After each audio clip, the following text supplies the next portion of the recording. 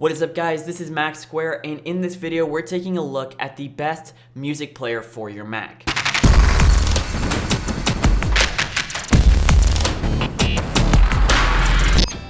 So for a while now, I've been looking for the best music player / music controller for your Mac. So this is basically just a widget that sits somewhere on your desktop and it'll show you whatever track you're playing, allow you to pause it, skip to the next track, things of that nature. And I never really found one that I liked until I stumbled upon this app called Simplify. Now before I get into the review, I want to say that no one is paying me to say anything I'm about to say. In this video, I paid for this app with my own money, so this full review is unbiased. That being said, this app is about $4.99 and it is one of my favorite apps out there. So there's really two ways you can experience this app. You can have it just sit in your menu bar, and when you click on it, you can see whatever time code you're at. You can jump around to wherever you want, play it, pause it, skip to the next track, things like that. But you can also click this expand button and then you'll see things like the artwork, some more information about the artist, which is a really clean way to navigate it. You also have the ability to toggle on shuffle, and you can control the volume of whatever music player you're using. So this by itself is pretty nice, but one of my favorite things is to use it in its second view, which is to display it as a desktop widget. So if we come over into the preferences and we head over into the jackets tab, we can enable this desktop widget.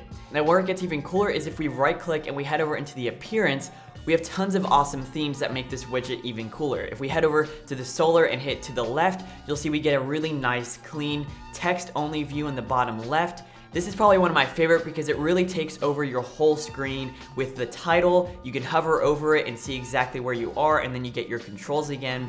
They do have a smaller version of this. If we go to the somewhat small version, it just scales that back a little bit.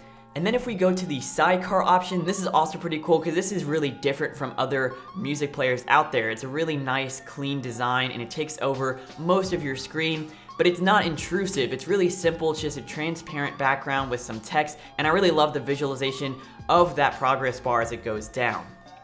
Now taking a look again at those preferences, we have the option to disable this mini player if you don't want to use it at the top and you just want that big desktop widget. You can do that. You can disable the track title from the menu bar, so if you want to keep this nice and clean, you can do that. But if you do keep it on, you'll notice that you also get a progress bar underneath the title, which is really cool. Then this setting will determine how long it takes to scrub through that information.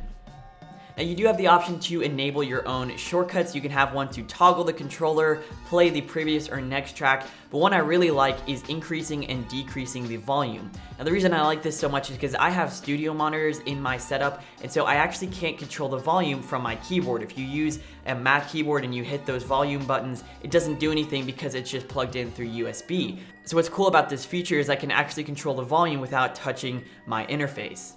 Now this does work with both Spotify and iTunes. The only thing to keep in mind is if you do use both, it won't switch over immediately. You have to pause one, and then you can actually enable a shortcut to jump over to the other music player, or you can right click, go to available players, and then select the other one there, and then it'll load in whatever music you're playing. But it works really well for both. It brings in all the artwork, you can control the volume, control to the previous next track, all of those things, so there's no difference between those two. So that's everything that I really love about this app. Let's take a look at some of the cons. One thing, of course, would just be the design in the mini player. This isn't the cleanest design. It's not horrible. It's not as bad as some I've seen out there, but it just looks like it's a few years old. And I know they were probably trying to do something really cool with the time codes here, but it just kind of looks like the style sheet hasn't loaded and it's just kind of thrown off into the corner. I probably wouldn't mind this as much if they had custom themes for this part of the player. The next thing is that they claim to work with pretty much any audio source that's coming from your web browser. And the way that this is supposed to work is you install a web extension from Chrome or in Safari, and then pretty much anything you throw at it, it'll come in with the track title and the same amount of controls and everything else. But when I installed the extension and I started playing this, you can see that it's actually not updating inside of iTunes. I know if you go here and you hit available players, you should be able to change it, but there's nothing there. It just only shows iTunes and Spotify. So that was disappointing, as I really wanted to use this with YouTube and SoundCloud. So if that's really important to you in a music player, then this might not be the app for you. Other than that though, I really found this app to be a lot of fun to use. For most music players out there, you don't really get a full experience. It's just something you kind of leave in the corner of your desktop, but I really like that they take full advantage with some of these awesome full screen themes.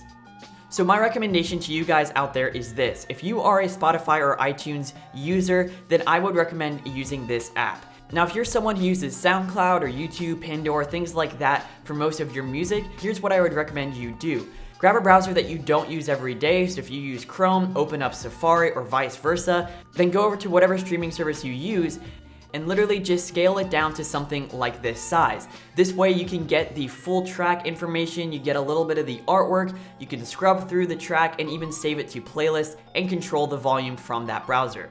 The reason you don't want to use your main browser is in case you quit the app or whenever you make a new window, it won't be this size and you'll never lose this widget. So you can literally just open up that browser and let it run in the background and just never think about it again. Now this works for most apps. I believe this is about as small as you can get with SoundCloud. You can scale it in a little bit more, but then you lose some of the track information. I know Spotify does a great job of doing this inside of your browser, although I don't think it works with Safari, so you may have to download another browser for that. But really the point is use either Simplify or just use a browser. I've tested tons of other apps in the App Store. Trust me, I've bought different apps, tested it, and really it's just not worth it. You're losing too many features in that app. You're more than welcome, of course, to download all those apps and test them out for yourselves. But guys, that is it for this video, and I hope you all enjoyed. Thank you so much for watching, and I will see you in the next one.